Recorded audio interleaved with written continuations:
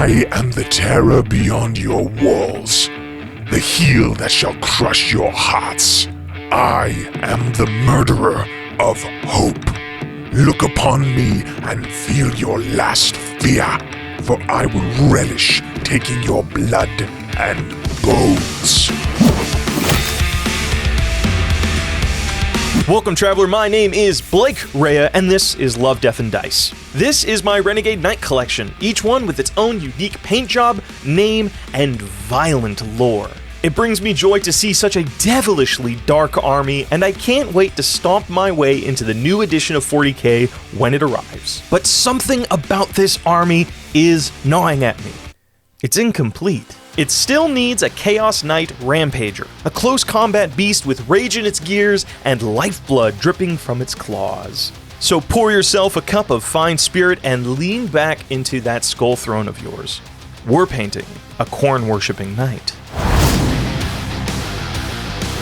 I've built a few of these kits in my time, so this step has become the most straightforward. Follow the instructions, cut the plastic, and shave the mold lines until you get bored and leave behind some select mold lines. Something tricky about knight kits is the dynamic posing. The joints don't allow for a wide range of possibilities, but if you're clever and constantly test fit everything, you can get a cool look without the use of third-party joints. I want Balefire to look like he has just finished a kill, his blade lowered and dripping with oil, while his other arm is outstretched and beckoning a new enemy to clash with him. Plastic cement also affords you a little bit of time to adjust the pose, which is critical to getting the fit of each piece right. Most of my knights are using their base kits, but occasionally I like to use third-party bits from Taro Model Maker or Legio models. These are some awesome sculpts. They feel durable, the details are crisp, and require only a little bit of cleanup. After giving them a soak of warm water and soap, the plates went on without much fuss. But I did decide to leave out the tilting shield because with his arm up, it would just be too cramped. It's not like he needs any more signifiers anyways. Gee, I wonder what faction he's a part of.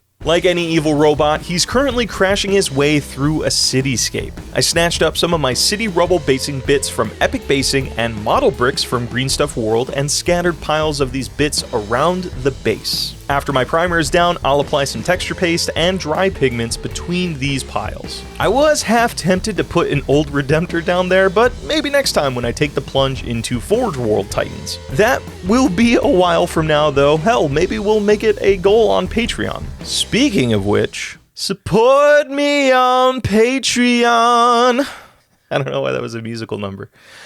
Outside, I primed everything with Chaos Black, which will serve as a good undercoat for my metallics and desaturated colors. Back inside, I loaded some dark silver onto my palette and dry brushed the heck out of this thing. Most of their body is metal, and by dry brushing silver over black is a cheaty way to get some good details fast. To bring out the tops of the metal sections and to sharpen up the edges, I loaded my palette with silver and gave it another dry brush. Keep this color to the tops of the metal sections. If you go all over with this, it'll just make everything look brighter instead of suggesting a light source overhead. To contrast this and to add some age to the knight, I hit the underside of the metals, especially on the legs and feet, with dark umber. This gives the metal the look of onsetting rust as well as making my shadows warmer. I also dry brushed this dark umber onto the rubble below. Okay, armor panels. I don't imagine a Khorne Knight can sit very long, so a newer paint job is out of the question. I swapped out my dry brush for a thick round brush, and using the same dark umber, I painted the inside of the armor panels, leaving metal showing at the edges. Inside these rough patches, I painted burnt red, again leaving an edge of the previous color showing. The end result looks like peeling paint. At this point, I started painting specific details with Necro Gold.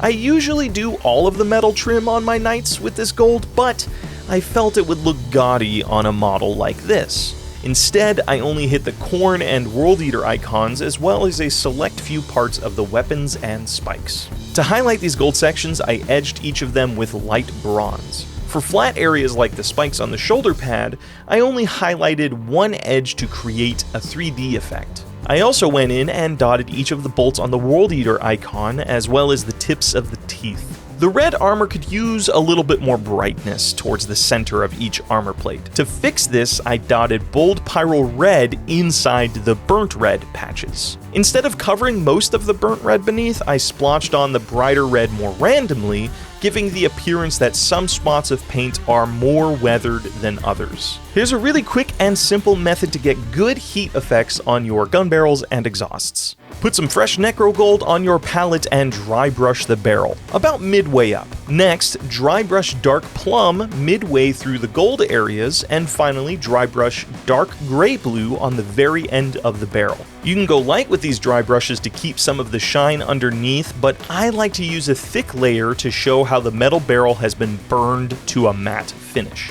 After a varnish step, you can earn some extra credits by adding black dry pigments to the very end of the barrel or exhausts.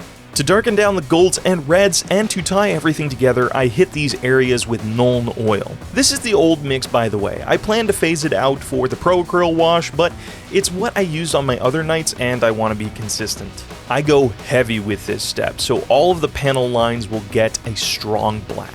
I've also used Tamiya panel liner on some of my other nights, which is great for this purpose. Once everything is slathered, let it dry for a little while. To bring out the stones and rubble on the base, I dry brush those areas with dark neutral gray and then a final dry brush of neutral gray. To fill in the areas between the rubble, I spread around some AK Interactive's Dark Earth. I love this shade, and I like applying it towards the end of the process so I don't need to repaint it. After that dries, I like to add some finer grit and sand. In this case, I'm using City Rubble by Geek Gaming Scenics. Spread that around and then dust the base with the rubble, making sure to tap away anything that didn't grip properly. Now let that dry, then spray on some Scenic Sealant to lock everything in. While that dries, I ran some tests by mixing ink and Uhu glue. I want some pools of oil on the rubble base and sprays of the stuff over the chain blade. The Uhu glue was too organic though, more bloody organs than oil. This is why we test. I dislike it when red blood is used on large mechs since it looks confusing, but this is a corn worshipper, so oil for the oil god, cogs for the cog throne. Actually, let me try that again, a little bit more passion. Oil for the oil god, cogs for the cog throne. I think that's good. I think that's better.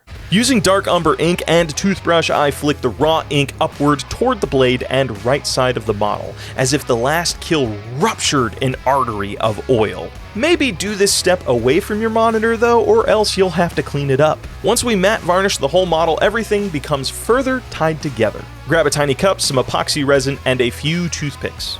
I don't have any toothpicks. Tiny umbrellas maybe? I mix dark umber and sepia ink into this epoxy and let it pool on the base underneath the chain blade and toward the back of the model as if this is a pool created from a kill off screen. Finally, I used the same epoxy mixture on the center of the chain blade and pooled it into where the chain and the weapon base meet. Seal all of this thoroughly with a blacklight. You do not want this stuff leaking on you. Lay down a towel and then grab some slate gray pigment. Give the feet and various parts of the base some dabs of the stuff for a properly dusty look. Paint the rim with your best black and then embrace carnage.